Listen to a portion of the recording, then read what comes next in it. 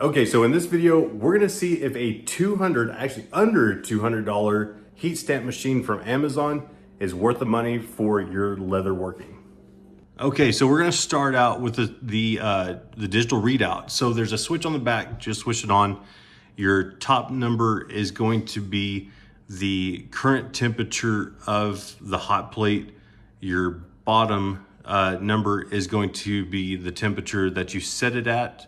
So you've got your up and down arrows here to adjust your temperature. Just real easy. You hit set, go up and down, hit set one more time. You're good to go. We go further down here. And so you have these bolts with these springs here, and that gives you your distance. So when you press down, it gives it some give. Those I did have to adjust from the factory, so each corner wasn't identical in the space. So if you do get this, check that so that you can get even pressure there. So the machine itself, you can go up to 350 Celsius or 662 Fahrenheit, I believe is what the conversion was on that.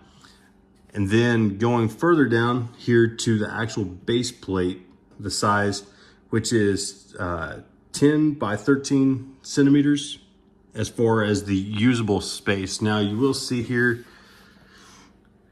that it says 12 and then by 14. But I guess the actual usable space is less. I'm not quite sure why their site says that, but just know that that bottom plate is that. Okay, so one thing that annoyed me about this handle when I got it, so it just slips in there. You just have a set screw on the side to hold it, but it did have a plastic knob, and when I got it, it was loose. And when I went to go grab it and went down, it broke.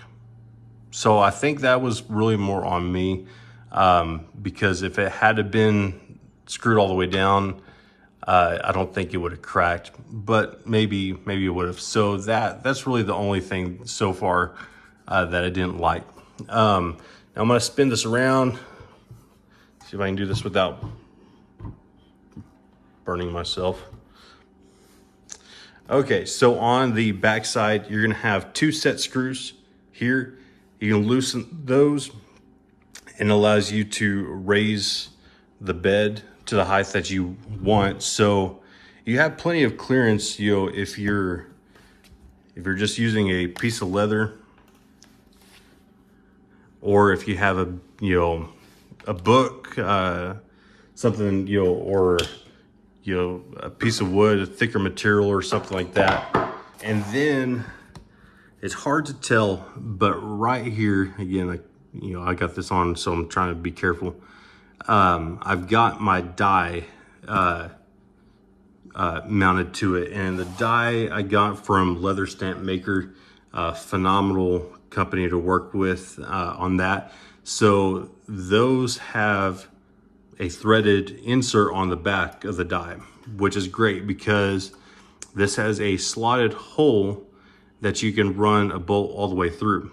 The only thing though that I came across was I had to use a tool to open up that opening just a hair for the bolt to go through. Maybe there's something out there, different size that tapers down. I think Leather Stamp Maker actually makes something.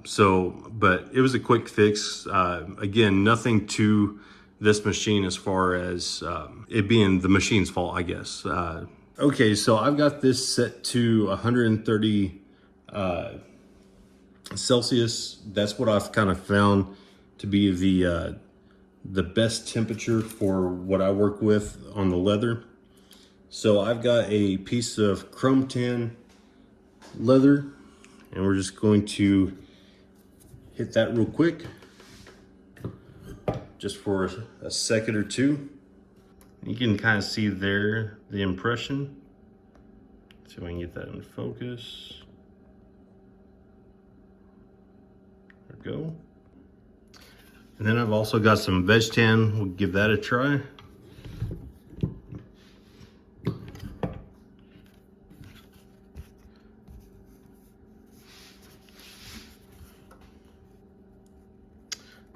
You can see here, kind of off there on the pressure.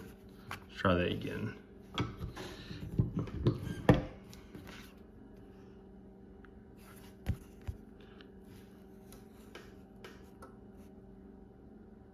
All right, so you can see here that I need to adjust my plate there to get even pressure.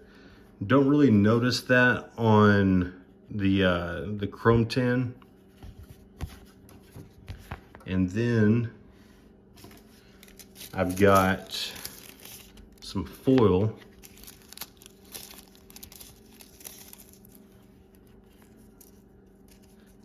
And this is a copper tan foil from Tandy.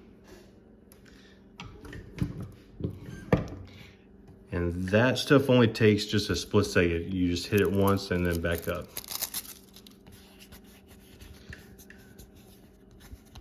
Normally I have just a rag or something to kind of buff off any type of excess material. But I love that foil on the darker chrome tan leather. Okay, so overall, is it worth the under $200 price tag? I think so.